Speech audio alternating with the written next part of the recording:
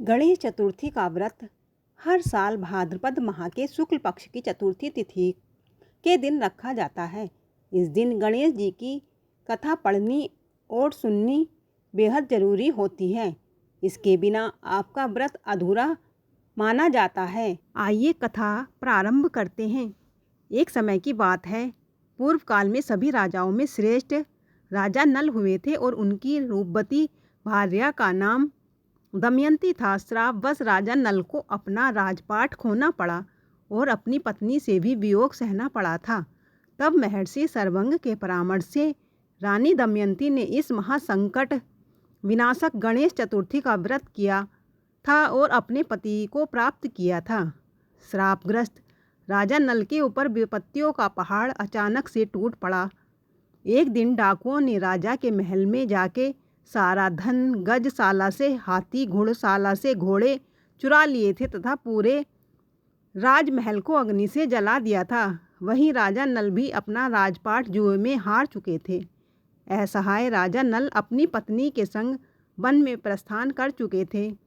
श्राप के प्रभाव से राजा नल और रानी दमयंती का भी वियोग हो गया था। अब दोनों एक दूसरे के वियोग में वन में अकेले देशाटन कर रहे थे। तभी वन में विचरण करते हुए एक दिन रानी दमयंती को महर्षि सर्वंग के दर्शन हुए। महर्षि सर्वंग तब अपनी योग साधना में लीन थे।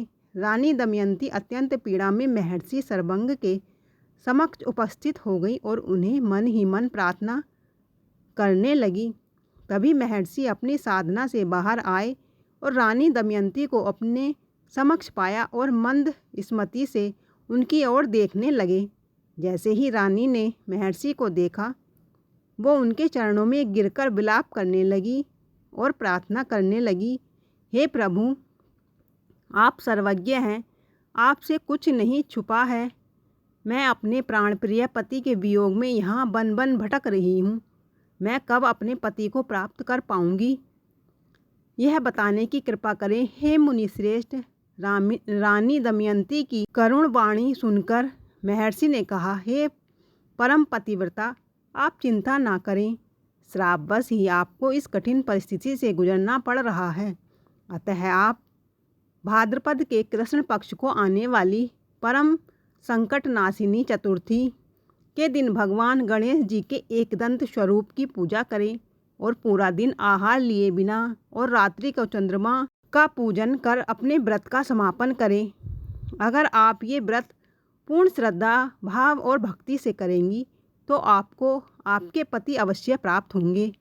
महर्षि सर्वंग के परामर्श से रानी दमयंती ने भाद्रपद को आने वाली संकट चतुर्थी का व्रत किया और तब से 7वें माह में ही उनको अपने पति और पुत्र प्राप्त हुए। इस व्रत के प्रभाव से राजा नल ने पुनः अपने सारे सुख और वैभव प्राप्त किए। सभी विघ्न को नाश करने वाला और सुख देने वाला यही एक उत्तम व्रत है। बोलो गणेश भगवान की जय।